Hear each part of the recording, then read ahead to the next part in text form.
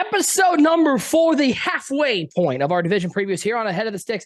So happy to have everybody along with us live here on twitch.tv/MudheadTV and across the audio podcast world. My name is Nick Mizesko. Joining me is Andy Fendler. Fend, we are 3 divisions down, 5 to go. We're going to hit the halfway mark at the end of this one.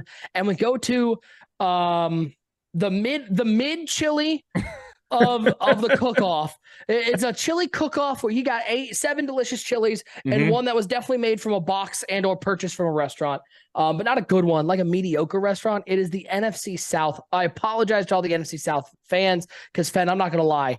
I might not have many nice words to say. Yeah, starting off on the right foot with all of the NFC South fans. I'm sure everyone's excited to hear your takes on the night here, Nick Mizesko. Maybe the Mudhead account will actually live tweet one of your takes here during the Seems show today. Looking my forward friend. to that. No, because it's been a couple shows in a row where you've taken it upon yourself to live tweet some of my nasty takes. That's neither here nor there. But in a division where 3 of the 4 teams finished 7-10 last year, I think one of the teams here got worse. I think 3 of them got better. It might be another competition in mediocrity here coming up. I do think there's some relatively exciting storylines going on across the thing. Same as last week, really. Last episode, you have new people in new places, a bunch of folks who have not played together before. You got the David Carr and the Saints type of situation. Falcons gambling generational talent on Bijan Robinson. Buccaneers, a blistering quarterback competition between Baker Mayfield and Kyle Trask, which is very exciting. But we just saw our Twitch chat numbers go to 0. There's nobody here anymore. Thanks for that. A reminder, if you're listening wherever you're listening to it, we are live right now on Spotify. We'll be up on Google and Apple Podcasts. We're also live on Amazon Music. So we got a couple places that we're live and a couple more coming as they get approved. But please make sure you rate, subscribe, do all that jazz that help the algorithms, as many ratings and downloads as we can get to help grow this podcast. We certainly do appreciate it. Even if you're watching it live, you'll see the recorded podcast, a little different from the live one. We've got some stuff that get edited in. So make sure, even if you listen to it here, go ahead and download that bad boy and help out the show. And if you are listening to us in the audio world, make sure you join us every Tuesday and Thursday, 7 p.m. Eastern time, twitch.tv/MudheadTV. It's where we go live. It's where we interact with the chat and we have a good time as we work through our division previews. Mr. Fendler, are you ready to get to the NFC South? Nick Mizesko, I am ready to rock for the NFC South. It's time to get to first down as we take a look back at the offseason. Let's start things off with there's no good order to do this because I don't know who the favorite is in this division by most standards. So we're going to start off with the New Orleans Saints. Let's do that. The Saints may be making the most impactful move inside the division, bringing in Derek Carr, unhappy in Las Vegas. He goes to New Orleans. They also bring in Jamal Williams, which I think is a sneaky good signing. This is a guy who had an absolute boatload of touchdowns last year for the Lions, and now comes into New Orleans. By the way, I don't know if you saw this. I think it's important to talk about. Did you see Jamal Williams talking about beignets? Jamal Williams might be one of my favorite people playing. He's a gem. Right, He might be my favorite human being outside of the people inside my house. He's right up there. He loves anime. He marches to the beat of his own drum, man. He's doing his own thing out there. You know what I tried? I tried some of those beignets. Yeah. The beignets.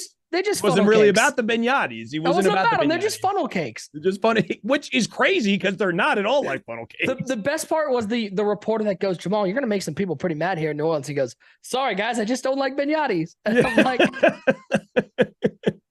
he's beignets, that's a valiant effort, man. You got to tip your cap on that front, though, right? Beignets. A little spin on it. I like it. They bring in Brian Breezy in the draft out of Clemson, first-round guy who's going to help the defensive line. Mm-hmm. The one that I think is interesting, you do have Derek Carr, who is just a few years removed from statistically a top 10 quarterback season. This is a guy who Vegas brought in his favorite receiver, but forgot to tell his offensive line, and he was absolutely mauled most of last year. Yeah. But Derek Carr is not the young quarterback that he was. They go out and draft a guy who I am a big fan of. 5th-round quarterback out of Fresno State, the young gun, the short king himself, Jake Haener. He's an absolute dog. This is a guy who I got to watch a decent amount last year being on the West Coast. I saw a good amount of Fresno State games. I love Jake Haener. Seen him play in the preseason. I like what I see out of him. Listen, I'm not saying that Jake Haener is going to be the future quarterback in New Orleans, but man, if you wanted a nice safety valve, a great backup, and a guy who could develop into that learning from a guy like Derek Carr. But for the Saints, Fen, the big one, who is actually playing for this team? Alvin Kamara's got some legal stuff still over his head. Is a suspension coming? Michael Thomas has been hurt for, I think, 31 years at this point. If my math is correct, the dude continues to be injured. Might be back this year, got re-signed, but had the toe injury last year, missed the last 6 games. Who's playing for this team? They do have a great young receiver in Chris Olave. I think he proved himself as he could be the leader of this wide receiver room. But what do you have beyond that? Not a whole heck of a lot. I'm curious to see how everything is going to mesh together with Derek Carr, new to town. You mentioned the Alvin Kamara with the legal issues, had this thing in an elevator in Vegas. I don't know. Some guy wound up getting beat up. It's looking like a 3-game suspension there. They will have Jamal Williams in the meantime, which I think will be fantastic for them. We're going to see. Doesn't like Benyatis. That's right. Doesn't like Benyatis, but he's decent at running back. So we'll see one of these, hat by committees as Alvin Kamara starts to fold back in whenever he does get back. I don't know, man, because like you said, I think Derek Carr has the capacity to put up numbers even still. Yes, he's no spring chicken, but he's coming into an offensive line with Ryan Ramczyk, certainly among the best. Andrews Pete and Eric McCoy, I think, a significantly better spot than the offensive line was in Las Vegas, to be certain. And who knows, man, maybe he kind of finds Michael Thomas. They find each other and they do their best impression of Devontae Adams to Derek Carr. But it's going to take some storylines, right? These are some veteran players in some key spots. I think they got better at quarterback with Derek Carr. I don't know if it's going to be sufficient. And just with the distractions available with Alvin Kamara and Michael Thomas, I would be wary if I was heading into the season as a Saints fan. I do think they got better from last year's campaign, but I don't know if it's going to be good enough that we're going to be talking about them very far into any type of postseason, anything like this. The thing that scares me about them, I just don't know where this defense is. You still got Cam Jordan, some of the old guard, Marshawn Lattimore. The old guard, right? Is Marshawn Lattimore is still a top corner in my eyes. They got the Honey Badger at Mario Davis still. Yeah, but it's an older guard. There's a lot of transition out there. They got the young Pete Werner at linebacker, he's an Ohio State guy. Zach Bond at linebacker, but man, I'm just waiting to see what this defense does. Gone are some of those Saints defense, which we always talk about Drew Brees and the offenses that the Saints have, but man, their defense was really good for a long time. Yeah. We'll see where they go. The Saints is a team, to me, kind of hard to read. Read until we know who all will be available and when. A team that is, I think, the most interesting one in this division is the Atlanta Falcons. Mm-hmm. They are going to have to break in a new quarterback. Desmond Ridder, they drafted him out of Cincinnati last year. Didn't get a lot of time last year, but is the starter. They do have a veteran presence behind him. Veteran Taylor Heineke. I mean, he's kind of a vet at this point. Yeah. But man, talk about offensive weapons. You go out, you draft Bijan Robinson at the 8th overall pick. You've got Tyler Algiers, who's was a 1,000-yard rusher last year. You still got Cordero Patterson, who is not that far, who's one of the more dynamic players, even though he no longer a spring chicken, sitting there at 32 years old, but Cordero still has something left in the tank. Drake London really looked good last year. Wide receiver drafted out of USC. Even coming off of, let's remember, Drake London missed the entire senior season at USC with an injury, and he came out looking like he hadn't missed any time. And then Kyle Pitts, a guy who I don't know what the Falcons had against Kyle Pitts last year. It seemed like every time I thought Kyle Pitts was primed for a big game, they threw to him 2 times. Yeah. But maybe they'll throw to him more this year. He's an absolute freak. This offense is just loaded with weapons. The question is going to be for them, this is an Arthur Smith team. Arthur Smith is, of course, built the Titans offense under Derrick Henry. I mean, these run schemes, you're going to see 3-4 running backs get played per game, as we saw last year. The question is going to be, what does Desmond Ridder bring to this table? He was the most NFL-ready quarterback out of that draft, but I don't think anybody is sitting there excited about Ridder. But he's a guy who's got good arm talent, played at Cincinnati, and I think they're probably just looking, they're not looking for a Justin Herbert. They're not looking for a Josh Allen, somebody who's going to throw 350, 400-yard games. They're looking for somebody who's not going to turn the ball over, and somebody who is going to help facilitate this offense, run some play action in those 2 tight end sets, and give the ball to Bijan, give the ball to Algier, give the ball to Cordero, and get some points on the board, and then turn it over to the defense and see if they can't hold up. And it has this negative connotation, but there's nothing wrong with being a game manager in that way, holding possession of the football, making plays when you're called upon to do so. I think the Falcons are very likely to get pretty stacked boxes, right, throughout the majority of their schedule. They're going to be playing defense against that stacked backfield. So if Desmond Ridder is going to be able to escape the pocket, make reads against heavy boxes to the outside a little bit easier for him, hopefully some more clearer passing lanes, will he be able to make the easy reads when he has the opportunity to do so as teams start to stack the box? I'm sure Bijan is going to be the feature of that offense completely. So as everything starts to crash down a little bit, is Desmond Ridder going to be able to make his reads to the outside?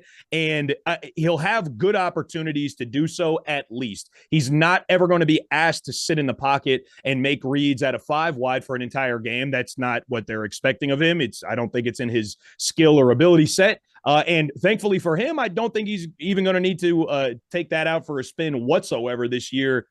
Long as Bijan and it can keep bodies in the box, make things a little easier on the outside for Drake London, Kyle Pitts, and Desmond Ridder, I think it might be pretty exciting this year. I'm excited to watch this team. The defense also made some nice moves. They bring in Jesse Bates, who long time Cincinnati Bengals. Big defensive pickups. Yeah, big. Calais Campbell. They've got Calais Campbell. They also go out. They get Jeff Okudah, who did get hurt in practice, but does look like he's going to play. Okudah from the Lions, and you got A.J. Terrell on the other side, who A.J. Terrell was a PFF top 7 in man coverage corner last year. This defense is turning into really rounding into shape, and I'm excited. Really got much better. Yeah, and it's crazy because I just don't like this isn't the flashiest team. I mean, we talk about Kyle Pitts and Bijan being, great players, but I don't think we're talking about it. Nobody's sitting there and being like, look at the plethora of talent on the Falcons. I think the Falcons are kind of under the radar and could be a team who gets to play in the NFC South, gets to play these other teams 6 times. You go 5-1 in division, all of a sudden you're looking at a team that could have home field advantage at Mercedes-Benz Stadium. I mean, big for them. We'll get to our predictions, but man, right. I'm excited for that one. Team who I'm also kind of interested to watch is the Carolina Panthers. Top overall pick. They go Bryce Young out of Alabama, the short king himself. He will be the starter day one. He's actually got a great backup, by the way, to learn from. Andy Dalton gets brought in, the red rifle. I'm excited to see what Andy Dalton, what sort of information they can pass on. That's about where my excitement ends. And I don't want to come off like I don't love their moves, but I don't love their moves. Because listen, your wide receiving core, you trade, by the way, you trade an absolute haul, a suitcase full of draft picks to move up to get Bryce Young. Right. You also trade DJ Moore, who could have been a centerpiece of this wide receiving core for years. And again, I get you wouldn't have Bryce Young, but DJ Moore is a really good wide receiver. Your wide receivers this year include Adam Thielen, who I liked Adam Thielen 5 years ago, but he's 33 years old. What is he going to bring to the Panthers? DJ Chark, who I don't think has been healthy since he started. He's a guy who I've always liked. I liked him in Jacksonville. I liked him in Detroit, and then he sprains an ankle or gets a broken leg, and he missed the whole season. And the rookie Jonathan Mingo. You also bring in Miles Sanders, is 2 years removed from having 0 touchdowns in the season. Everybody goes, well, Nick, Miles Sanders last season with the Eagles. I mean, you talk about a guy who with the Philadelphia Eagles, 1,200-yard rusher, 11 touchdowns. He's bringing in a bona fide running back. I'm going to be dead honest with you. The 2 people sitting here could have almost gotten 1,200 yards behind that Eagles offensive line. I would tend to agree. Eagles O-line is actually cracked. And again, Boston Scott was rushing for 100 yards at a time. Miles Sanders is a good back, but I would not say a great back. And he is a year removed from a 754-yard campaign with absolutely 0 touchdowns. Didn't find the end zone one time. So my question is, what are you surrounding Bryce Young with? What is this offense going to look like when you don't have Christian McCaffrey is not there anymore? You don't have that DJ Moore, a bona fide good wide receiver. You got a lot of flotsam and jetsam. Is Bryce Young really primed for success? I'm not certain whether Bryce Young was going to be primed for success, kind of regardless of where he lands. I'm a little bit skeptical of kind of that player archetype coming out of college, generally speaking. That's a different conversation. I don't actually think, though, that I'm as down on the Panthers as you seem to be. The Panthers didn't make a heck of a lot of sense last year. Before they fired Rule, I think they were like 1-4, and then they clean house, right? Rule is out. they move Christian McCaffrey, who has been your stud for years, has been the majority of your offense for quite a while now. You essentially clean house. And then with whatever is left, whoever is left, they go like 6-6 for the rest of the year. And that doesn't make a whole heck of a lot of sense to me. I think on paper, they did actually get better. I know they gave away a whole heck of a lot of Hall. If the Bryce Young experiment doesn't work out, they're going to be left holding the bag for a few years for certain. I think Miles Sanders helps. I think bringing in Adam Thielen, they drafted Jonathan Mingo, to kind of grow up in the offense alongside Bryce Young. If those young guys find a connection, they have Hayden Hurst. I mean, if you take Rule out of the equation and you look at this team as, maybe you could call them about a 500 team once the dust settled without Bryce Young, Miles Sanders, Adam Thielen, Mingo now, plus the coaching carousel has settled down a little bit for them. I don't know. It's intriguing. I don't think they're going to be garbage. I see what you're seeing as far as, your questions as to whether or not Bryce Young is going to have enough help around him. Who's getting open from that wide receiving core? That's my question. Well, are you getting 33-year-old Adam Thielen's not meant to be a wideout one, no question. You're going to need Mingo to help stretch the field and sit Adam Thielen in the slot so he could do what he's comfortable doing and make plays, closer to the box than the outside. It's going to depend on, I think a lot of the chemistry that develops between Mingo and Bryce Young.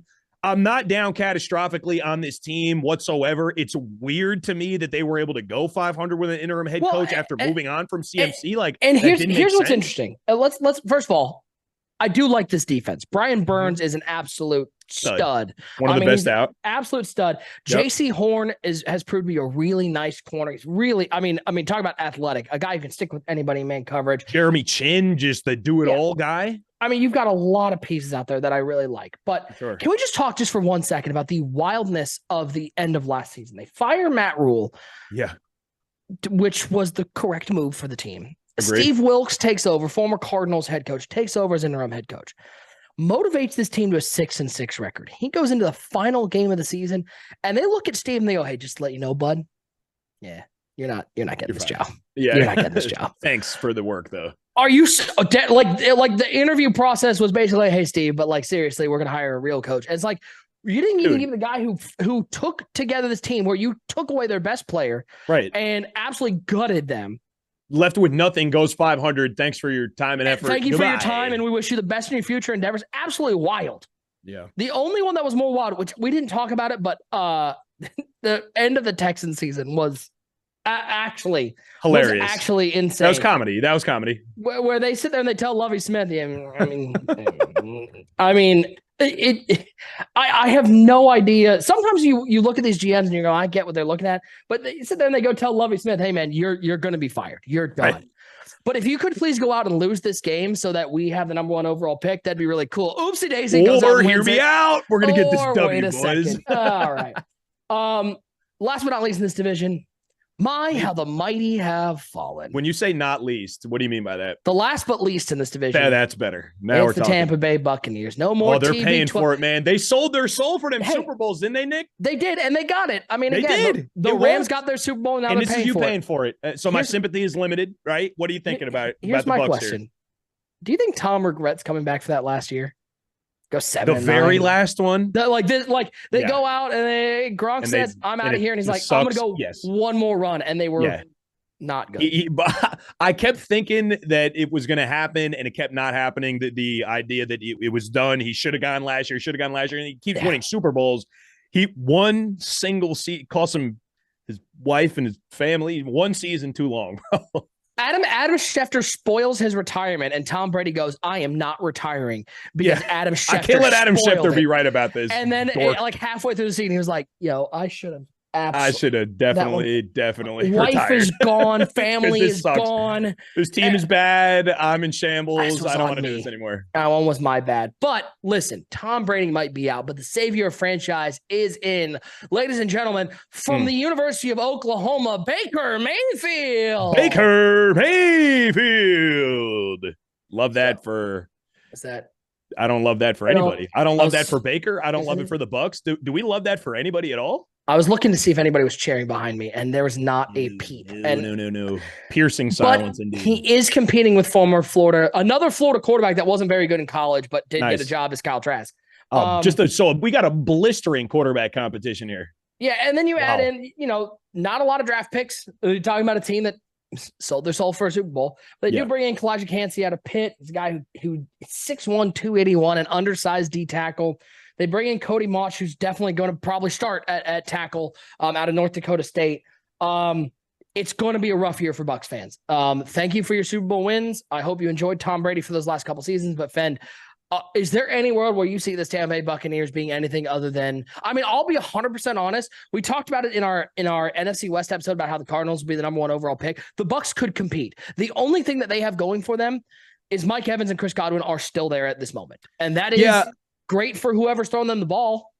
They're going to be bad. I don't think they're going to be like top 3 pick type of bad. I think there are just enough defensive pieces left over. Is it because their division is mid that they're going to sneak in some wins and get out of there? Because of the bad division, we're not talking about a 3-win team here, I don't think, but I also don't think we're talking about a 6-win team here. I mean, let's be clear, the division, but just so you know, the divisions that they play schedule-wise, they've got the NFC North full division, and on the AFC side, they get the gift that is the AFC South. So they actually might not be the worst because they get to play. But I mean, tell me right now, like you have been high on them since last episode. Sunday, November 5th, 1 p.m. game at the former Reliant Stadium, now NRG Stadium, I'm pretty sure. The Tampa Bay Buccaneers travel to Houston to take on the Texans. Are you taking the Texans in that game? Yes. Okay. Yes. It's not going to be a good year then, Bucks. No, it's not going to. No, it's not going to be a good year whatsoever. I don't know. Like I said, I think that enough defensive pieces left over. Antoine Winfield Jr., Ryan Neal, so Shaquille Barrett, Levante David, Devin White, still like Vita Vea is still on that D line too. I mean, it's not that's not the worst unit I've ever seen in my entire life. Decent O-line. You got Tristan Wirfs on one side, who I'm a big fan of. You got Luke Gedeke. It's just so mid. Baker Ryan and Jensen. Kyle Trask, like holy cow. And by the way, no running back. You don't have a running back. No running back. Rashad White, couple. They brought in Chase Edmonds, right? I mean, Rashad White from last year's cool. But like, as a guy who has spent a good majority of his career as a Browns fan, as a guy who had season tickets to watch Baker Mayfield, as a guy who pounded his fist on the table, as a guy who, by the way, I am in the camp that Baker Mayfield got a raw deal in Cleveland. I mean, he absolutely got hosed by the ownership and by the GM and did not deserve the way that he got treated. Yeah, agree. You're not going to have fun with Baker. I mean, if he's healthy, cool, but like, they are so hard capped on the potential for their quarterback play this year that it's almost not going to matter. I mean, it's kind of an X factor. We were talking about it in the pre-show. It's Todd Bowles' second year, but they brought in from the Seahawks, Dave Casales, right? Canales. New offensive coordinator was the quarterback behind the scenes on the podcast. We spent a good 5 minutes looking for somebody to say his name, so we didn't mess it up. And nobody has it. Nobody wants to do it. So it'll be us going out on the limb. All right, that's what we're going. We're going with the Spanish pronunciation. It's Canales. Coach Canales was at least in the room with Geno Smith for the Seahawks last year, doing whatever the heck that was, whatever it is that we saw Geno Smith go through, whatever metamorphosis had him throwing for 4,000 yards, all of a sudden, dude was involved. I don't think Baker or Mr. Trask or they're not even Geno Smith, and I don't know what kind of bar we're setting there, but I don't necessarily think either of them fit the bill for like the next quarterback project, but if this guy had anything to do with the Geno Smith resurgence, that could be something to keep an eye on at least, but it's going to be bad. I think this is the only team in the division that got worse. I think the other mid teams got slightly better. I think the Bucs got worse. Here's the problem. You want, like, the parallel to this team is the Los Angeles Rams. Teams that, that's totally fair. They're now paying for it. They're paying for their Super Bowl. They've got some contracts tied up and some bad players and some older players at least. The cornerstone of their franchises are gone. Let's be clear. For the Rams, it was Andrew Whitworth was the cornerstone of that offensive line. The Buccaneers lose Tom Brady. But you want to know what the biggest comparison is? the biggest differences. The biggest difference between these two. The Rams have Sean McVay, who is a top 5 mind in the NFL.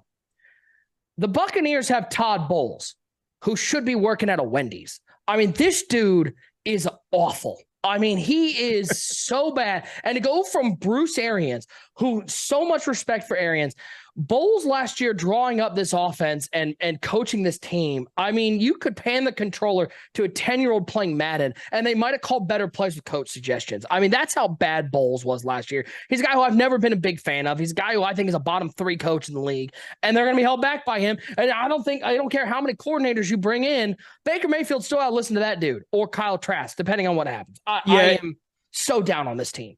I'm also down huge on the Bucs, and we've made reference in a few of our episodes to the direction of a team and kind of how we see them moving. And I don't know where the Bucs start to pick up the pieces here from having sold their soul for the Super Bowl. They got exactly what they paid. The game.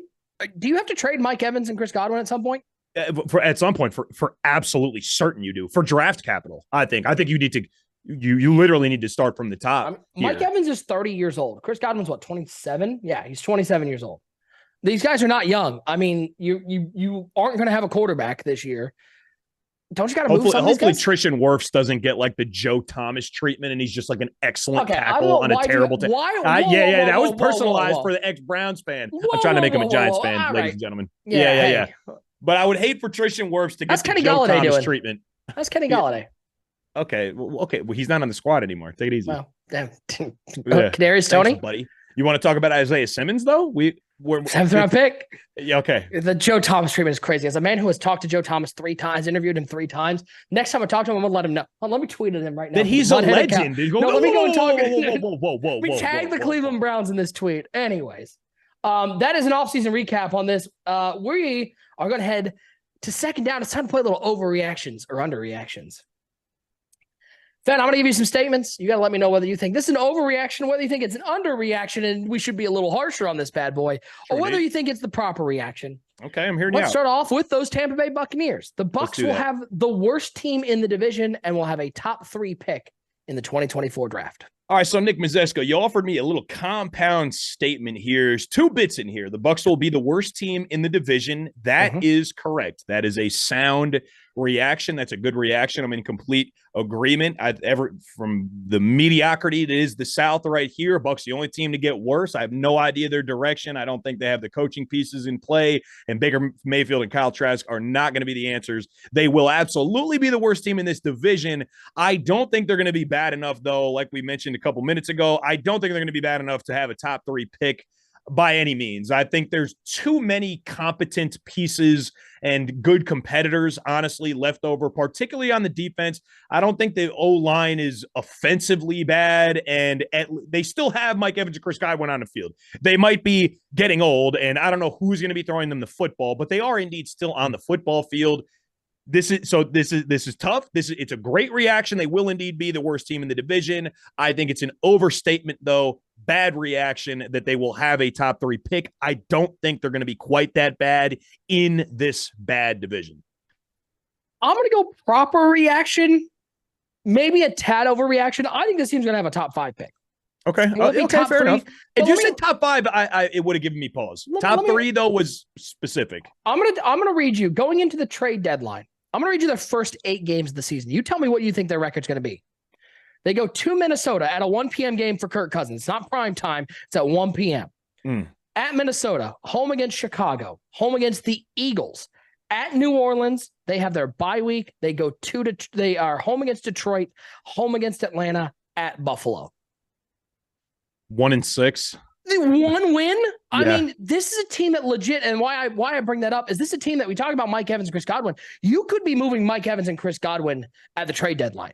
I mean, we don't see too many big players go, but as a 30-year-old Mike Evans, you might be moving him to a contender because this team might have 1 win, maybe 2 wins going into week 9. And even then, it's at Houston, which you think they're going to lose, home against Tennessee, and at the 49ers. I mean, they might go 1-2. They might have 2 wins. It softens up on the back end a little bit. But, man, I think this team is destined for a top 5 pick.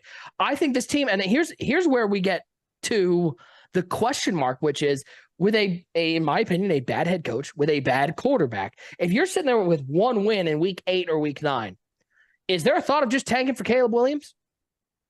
Absolutely. There has to be. So we use the word direction. You need some. You need a direction. You have to be, even if that direction is moving in toward a draft pick, you need something. You have to have something to move towards.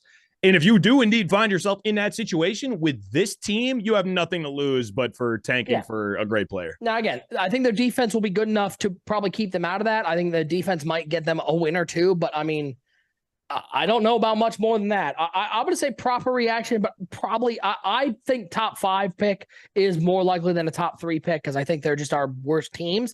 Mm-hmm. But off the top of my head, I mean, it's kind of we're both kind of up on the Texans. A little bit. Cardinals are going to be bad. Very. Beyond that, Washington. Like, there's not that many teams I'm like, this team's going to be awful. Terrible. It's not that. Yeah, agree. Second one. With the distractions of Alvin Kamara and the uncertainty to Michael Thomas, Derek Carr will be a bottom 10 quarterback in the league this season. This is a slight overreaction because he's also not going to be in the top 10. He's not going to be in the bottom 10. He's not going to be in the top 10. Derek Carr will return to mid-form. I think Michael Thomas gives him enough. And I think there's some appeal in like the storyline, right? Like Derek Carr, the man of God, leaves the city of sin and, finds kind of a home down in the bayou and settles in there. And, kind of like we've seen Aaron Rodgers have both a personality resurgence since he's been in New York. We'll see what happens once he hits the football field, if it comes together on the football field. But something kind of like that, right? Like he just feeling at a spot where he's reinvigorated. At his best, he's capable to be within the top 50% at minimum of quarterback play in the NFL. So while I'm not expecting him to be top 10 by any means, I also don't think he's necessarily going to be a liability. I don't think he's going to be the Saints' biggest problem by any means. By the way, Smash Routes in our live chat, again, join us every Tuesday and Thursday, 7 p.m. Says thoughts on the Duval Jags. I'll sum it up. Fendler thinks Trevor Lawrence is awful and the Texans are I think they're going to be great. I think they might be Super Bowl contenders over the next 1 or 2 years. And then I think they might have to re-sign some contracts to get expensive and it might be different in 5. Thanks, Nick. Thanks. I summed it up. I think that's what I said. That's what Thanks I got. for the dumb paraphrase. I got you, again. Man. Yeah, no, it's great. I'm going to say an overreaction. Not even a slight one. I think an overreaction. I like Derek Carr. I've always been a Derek Carr fan. I think Derek Carr outside of last season has been in general a much better quarterback than people give him credit for. I think Carr, even without Michael Thomas, even without Alvin Kamara for a portion of the season, they still have Chris Olave out there, who I think will be a bona fide number 1 wide receiver. I think with Jamal Williams, that running game is not going to take that break. He's got a decent offensive line, still got one of the best tackles in the league in Ryan Ramczyk. Mm-hmm. I think Derek Carr is going to be a top 15 quarterback this year. That's where I think he lands. I think that's sort of where he is in general. In his good years, he's closer to the top 10. In his bad year, he was closer to the top 20. But I think he is, even with the distractions, man, Derek Carr just getting out of, talk about a guy who just needed a change of scenery, getting out of Las Vegas. I know it hurt him, but you talk about a motivation. This is the team that drafted him, not wanting him to play anymore. He's going to be motivated. He's going to want to go out there and prove what he can do. And he plays in a softer division. He gets to play the Bucs twice a year. I think Derek Carr is going to be fine. Seems like an emotional guy too. We've seen some clips from him from the offseason. He's in great shape right now too. I think he's going to be playing with a chip on his shoulder for sure. All right, the Atlanta Falcons with Arthur Smith designing a run-first offense will win the division. I think this is an underreaction. I think they're not only going to win a division, I think they're going to win a playoff game. That's how high I am on this Falcons team. Okay. The NFC is soft. Let's be honest. The NFC is soft. Not the East. The East isn't that soft, but okay, I'm listening. Go on. Well, sorry. Can't wait to talk next week. Fantastic. The Falcons are talk about a team that can throw a lot of different offensive looks at you. Artie Smith turned a 1,000-yard rusher out of Tyler Algier, which is, I'm not insulting the guy, but nobody knew who Tyler Algier was until he started. He's definitely not Bijan Robinson, that's for sure. And now they get a top pick in Bijan Robinson. They get their Desmond Ridder. Obviously, there's some question marks there, but he's got Drake London in year 2. He's got Kyle Pitts with another year under his belt. I think this Falcons team is not only going to win the division, I think they're going to win a playoff game. And is a team that, it's the NFL. Any given Sunday, parity is its name. You get this Falcons team with home field in the playoffs. You get a Falcons team with a win in the playoffs. who knows how far this could do? I mean, is there any team? I think the biggest benefit of the Falcons is because they run this offense. They're different than 25 other teams. I mean, this is an offense that you have to prepare to run against, and this is an offense that's going to beat you up when you play them because they are going to give you different looks. They're going to pound the rock. That O-line is going to lean on your D-line, and they're going to play ball control. And when you have teams like in the NFC, if you're looking at a team like let's take the Philadelphia Eagles. I'm not saying the Falcons are going to beat the Eagles, but if there's a way to contain that high-powered offense of the Philadelphia Eagles, keep on the sideline, run the ball, run the ball, control TOP, and keep this game not a 35-28 shootout. Yeah, no, absolutely. That's the play. A great way to moderate what the opposing offense can do is to just keep them on the sideline. Just keep your offense out and keep that clock running. I am in agreement. I don't, maybe not quite as high as to say that they'll get a playoff win. Somebody needs to win this division, right? Like they could all be mid. Legally, they have to. Somebody absolutely has to win the division. And I do think Falcons would probably be my favorite to do so. I don't think it's going to be a flood, though. I think the Saints are going to be competent enough, and we're going to talk about the Panthers in a second here. But I think the Saints will be competent. I do think the division obviously is soft. But I think the Falcons have done enough and made enough additions to the squad that it's, from last year's standings, not a whole heck of a lot needs to change to win it, right? It was 7-10 for 3 of them, and the Bucs at 8-9. They've gotten they're better than that. They are significantly better than a 7-10 team. No question in my mind. Somebody has to win the division. This is not indeed going to be a spot where we're might as well be them playoff teams. There will be no wild card coming out of the NFC South. Wow, way to spoil predictions. Thanks a lot, man. Well, we'll get there in a second. But no, I think Falcons to the playoffs. I think I would love to see that. I would watch that game. No question. All right, last but not least, the Panthers made a big mistake trading the house for the top pick, and Bryce Young's lack of receivers will doom them to another top 5 pick next season. I'll go first. I think it's an overreaction, but not by much. I think they're going to have a top 10 pick next year. I'm not big on this wide receiving core. I think rookie quarterbacks historically not great first year when they are thrown into the fire. You talk about the Panthers O-line. I don't love it. Ike Ekwonu, a second-year player out of NC State, but I don't love the rest of it. Bradley Bozeman, Taylor Moton. I'm just not nothing on their O-line. It makes me particularly excited to put a rookie quarterback behind it. Their defense is going to help, but I just think that this team is going to struggle at times. There's going to be growing pains with Bryce Young. I think he's a gamer. I do. I think that's his best quality is he's a gamer. He goes out there and competes every time. And I think you put another year or two under his belt, I think he's going to be really nice. But I think this Panthers team made a mistake. I do. I think trading picks like they did to get the number 1 overall pick, trading DJ Moore, a guy who was in his youth, in his prime, and trading him away, I think they're going to regret that trade, even though they got Bryce Young. I'm hearing you out on the DJ Moore bit. I think bringing in the combination of Adam Thielen and Jonathan Mingo kind of offset. 33-year-old Adam Thielen's going to save this team, apparently. It's offsetting the loss a little bit. And Hayden Hurst is a weapon at tight end as well. So as for the take, Panthers back to the bottom, that isn't indeed an overreaction. We mentioned it a little bit earlier in the show, how it didn't make a whole heck of a lot of sense where after they move on from Rule, they go 500 for the rest of the year with none of these pieces and an interim head coach. And, none of this excitement. They don't have Bryce Young. I agree they significantly overspent for Bryce Young. I think if there's a player that you're going to expend resources for, especially a quarterback, again, I always root for him because I think they're some of the most exciting players, but just like that archetype just generally doesn't really work out in the NFL, at least from what I see. But I'm not down catastrophically on them. Once again, they're playing in a soft division. Are they going to be back at the bottom? I don't think they're worse than the Bucs. Slight overreaction. Bad team, not bottom of the barrel. It will be interesting to watch for sure. Certainly teams that I think have bright futures, but might have some growing pains. That is second down. It's time to go to third down, and we're going to put on our lawyer hats. Here we go.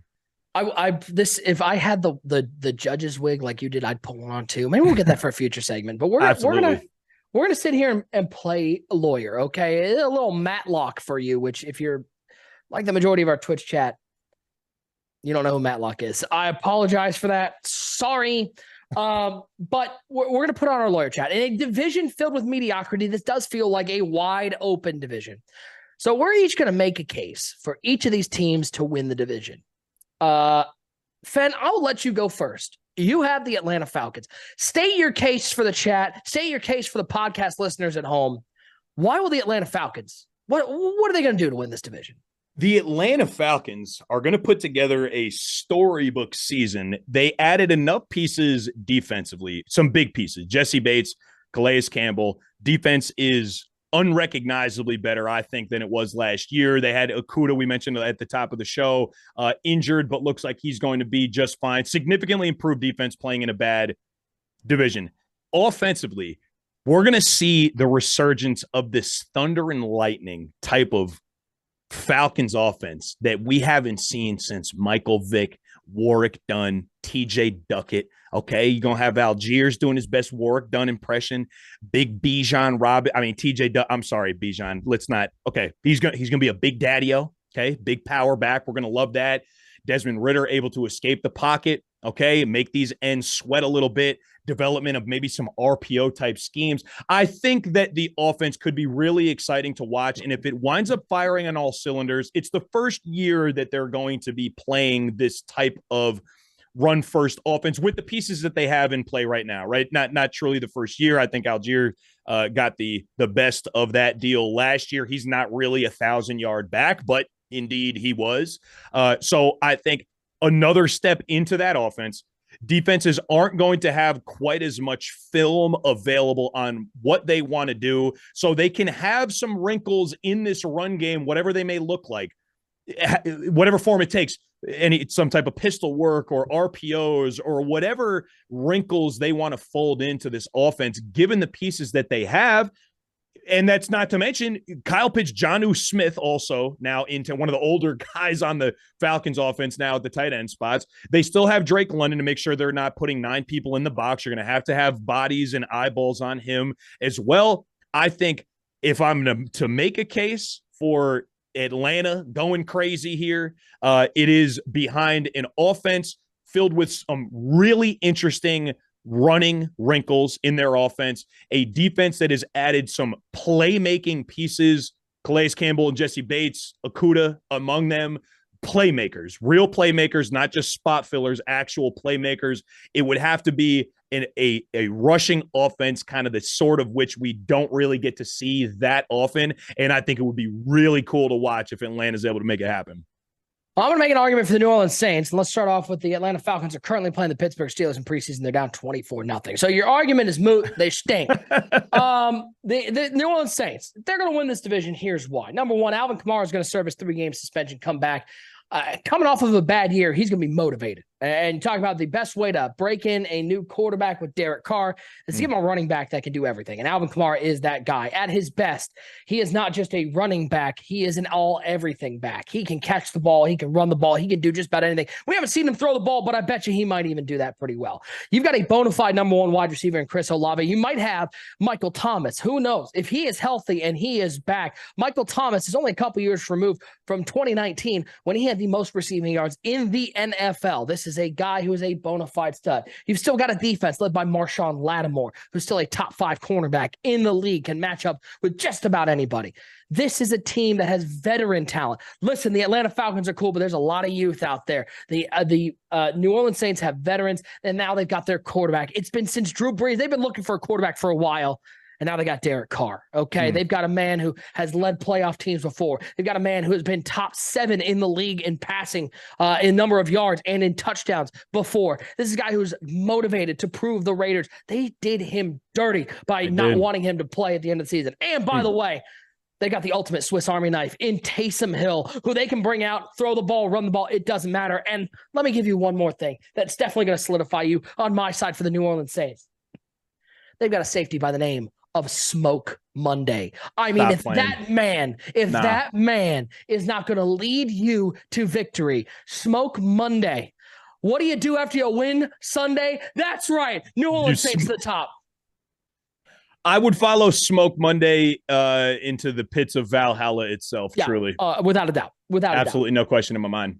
No, okay. You've been big on these Carolina Panthers. I've been big on the Panthers. If they're going to win this division, what are they going to do?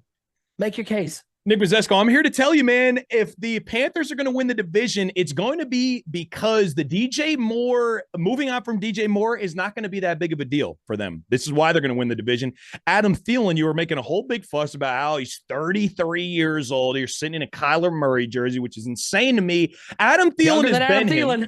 Adam Thielen has been him. He's going to be him. Okay, you're going to see Jonathan Mingo and Bryce Young develop a relationship as rookies early on that's going to last them throughout a few great years in Carolina. It's going to start right now.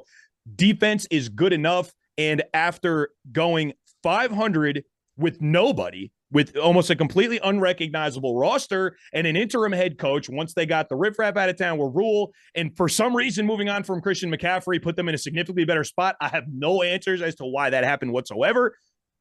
500 with nothing.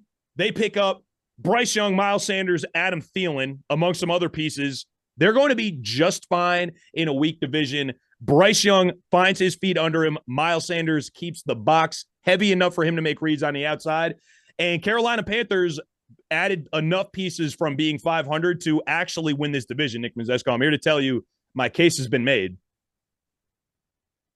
Brian Burns is a stud, he's too. He's still FYI. 33 years old, right? Adam Thielen's still 33. But why are you doing the 33-year-old thing? He's been a stud, though. You know he's been a stud. Yeah, just to let you know, me and Adam Thielen, same age, okay? Throwing it out there. Well, okay, you've been doing different things, though, for the last couple of years. Just throwing it out there. Well, I get to make the case for the Tampa Bay Buccaneers, and I want you to set the scene in your mind. This is going to be hilarious. It's a courtroom. You got the jury staring at you, trying to make your case. The cameras are rolling. This is like a case of the century. Okay, can I get the one shot? I need the one shot.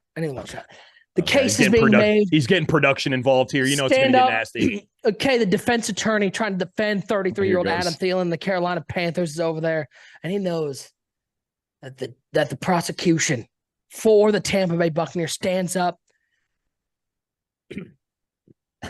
The Bucs will not win this division. Thank you. And he sits back down. And that's your ball game. No, I mean, you punting? You're punting on whole third down. Is that what we're doing? Listen, if the Bucs are going to win this division, here's how it happens. Number one, they've still got two fantastic wide receivers. Mike Evans and Chris Godwin are still elite. And you're talking about two guys who I think are still, if you're looking at wide receiver duos in the league, are a top 5 duo of a wide receiver. They've still got a defense that is, built around both veterans and youth. Antoine Winfield, Vita Vea, Levante David. I mean, you're talking about a defense that is still at the top of its game. And Baker Mayfield is going to lead this team. Baker Mayfield, the same Baker Mayfield that did, by the way, let's not forget, lead the Cleveland Browns to a playoff win, their first playoff win since returning from Baltimore. Led them to a 10-6 season, went to Pittsburgh and beat the brakes off the Steelers. Last year, he was hurt, had that shoulder injury the whole year, played through a painful shoulder injury, but he's healthy now. And he's motivated to show all those teams that pass on him, to show Cleveland, who kicked him out of town for Deshaun Watson, to show the Rams, who said Matt Stafford has broken back. We're going to stick with him, Baker, but thank you so much. Baker's going to come in motivated. He's going to be reunited with a wide receiving core that is the best wide receiving core he has ever had in his career. And you're going to see the development of a running back room that's going to go 2-3 deep each and every down. The Bucs will win this division through the resurgence, the renaissance of Baker Mayfield. Okay. I'm not gonna win that division, okay? But I had to make the case. It's the name of the That's game. a great effort, man. It caps off to Nick Mizesko on a great fight there, man. Good word. You didn't have me buying any of that, but I was listening. You had me captivated for sure. Listen, you took a peek I had a free sample. I stuck it out to you. You didn't eat it, and you did not buy it. No. You did listen to me talk for a little bit, and I that's right. It. You captivated me for a few seconds. You did. Let's just actually get it locked down in paper. It's time to head to fourth down. It's prediction time for the NFC South. All right, Fed, you know how this works. 1 through 4. How's this division finishing? 1 through 4, this division is going to look like Falcons are going to win it over the Saints, but not by more than I would say about 2 games. I have this Falcons winning the division in a relatively close one. I think the Saints are the closest to competing for this division. I could take those as 1A and 1B, Falcons and Saints. Honestly, I don't think Bryce Young and the Panthers are ready just yet. We have this same conversation next year. I think it might be a little bit different. I am rooting for Bryce Young, although I am admittedly skeptical And it seems we may well be in agreement that the Bucs are going to bring up the tail end here. They're going to man the caboose, as it were. So I'm seeing this actually flipped on its head specifically here from last year. Falcons, Saints, Panthers, and then Bucs 1-4. What do you think, Nick Mizesko? I am taking the Tampa Bay Buccaneers. You're lying. Finished last in this division. Yeah, it's better. There it is. I'm not that much of a Baker stan. Oh, Slim Ghost. What's up, Slim Ghost? The Gulag legend in the chat. I'm going to take the Falcons to win this division. I love Artie Smith. I think he's the best coach in this division. Yeah, I'm comfortable saying that. That is actually not even that hot of a take, okay? No, that's kind of lukewarm. Yeah, no, that's a lukewarm take. That's reasonable. They've got the best coach in the division.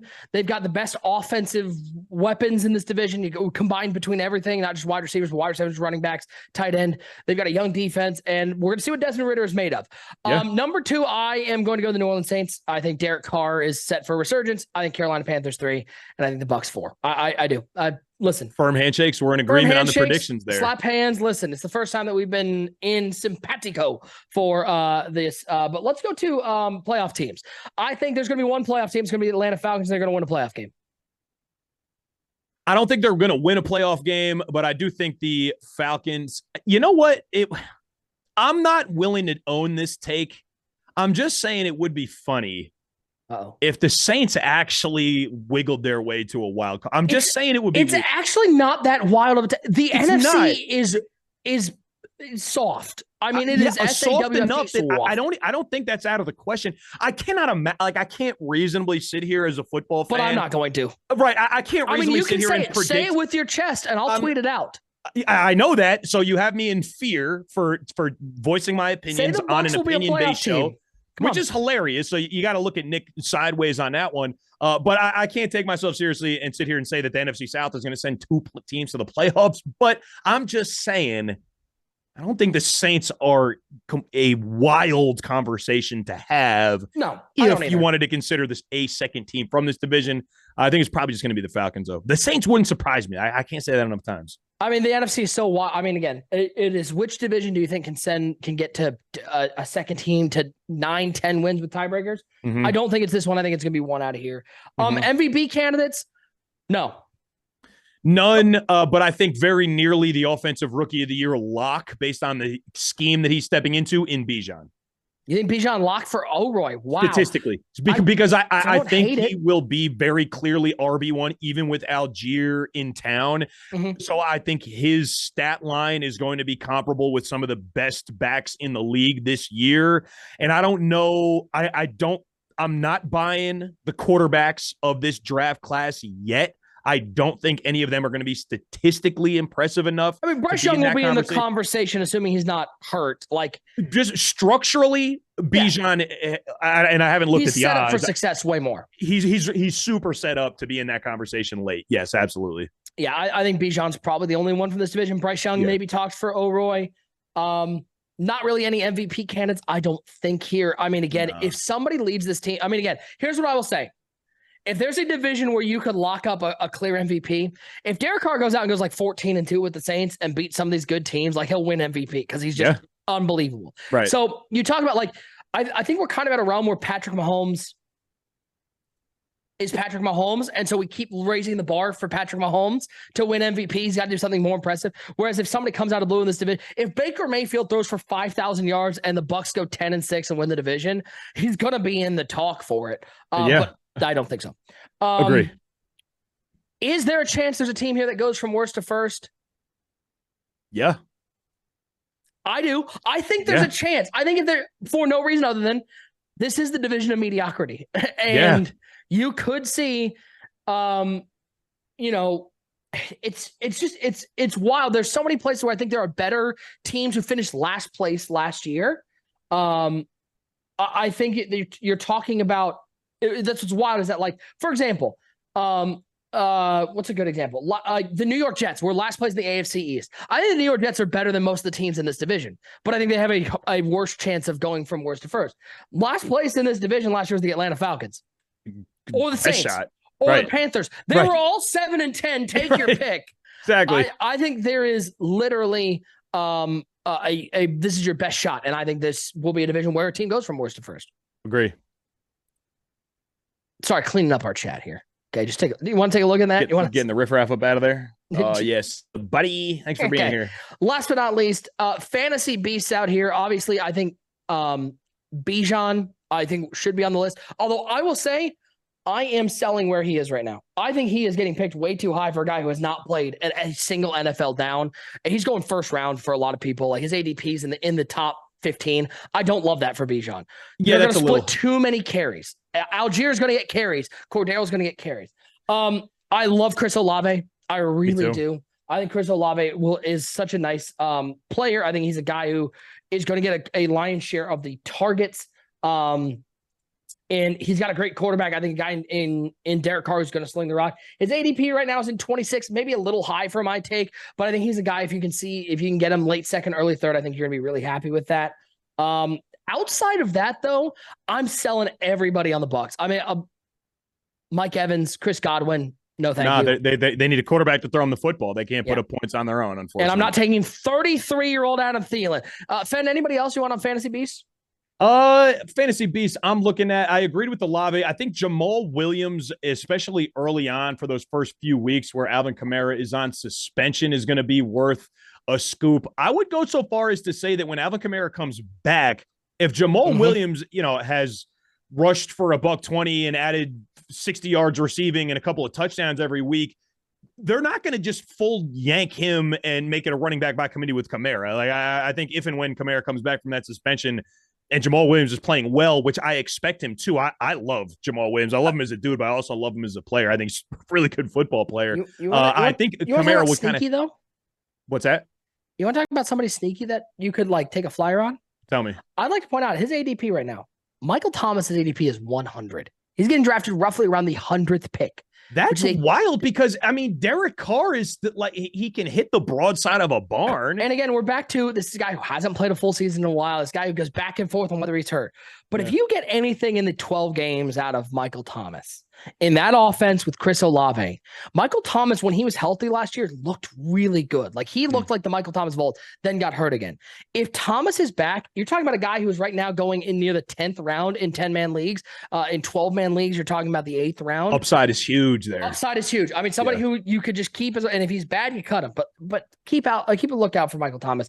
And I think we can wrap this up by saying, Fend, I am really happy right now to not be talking about the South divisions anymore. This is kind of weird. This is a harder one to talk about, mostly because it's unpredictable. And I really if you told me at the end of the year the Saints win this division, I wouldn't be surprised. If you told me at the end of the year the Panthers won this division, I'd be surprised, but I wouldn't be shocked. If you told me the Bucs won this division, I'd be shocked. I'd eat my hat. No question about it. But I think that's kind of the beauty of a new season, right? I would tend to agree as far as a prediction show goes. Our hands are kind of tied because it's highly unlikely we get everything right because everything's so up in the air, right? But I think that's part of what makes a new year exciting as you see how the rookies fold into these schemes. So of the South divisions, a lot of medium football for certain, but there are also some really, really entertaining storylines, I think, available here. Some of the higher potential available in the National Football League from young players. So it remains to be seen whether it all comes together or not. But even if it's not the best of football available at any given time, I think there will be some very entertaining football played from all of the teams that we discussed here this evening. And the Bucs? Except the Bucs. Okay. Except the Bucs. Ladies and gentlemen, that's going to wrap up our preview of the NFC South. If you're watching here live, stick around with us for a little bit longer. We'll chat with you guys after the show. But if you're listening over on Spotify or Amazon Music or Pocket Cast or any of the places that it's available right now, or maybe you're listening a couple months down the road and you're listening on Google or Amazon or Google or Apple Music, we appreciate you. Make sure, again, rate, like, subscribe, do all that stuff. My name is Nick Mizesko. And I am Andy Fendler for Crook and the team this evening on Ahead of the Sticks. A pleasure and an honor as always. It's been fun as always. Join us next week live Tuesday and Thursday at 7 p.m. Eastern at twitch.tv/MutheadTV. We're going to be doing the North divisions with special guest Civil on Tuesday, and we're going to be doing the East divisions on Thursday. That's going to wrap up our division previews next week. So if you like this and you want to join us live, twitch.tv/MutheadTV, Tuesday and Thursday, 7 p.m. Eastern. And if you're watching live, make sure that you catch the audio podcast wherever you get your podcast. We hope that you are staying ahead of the sticks.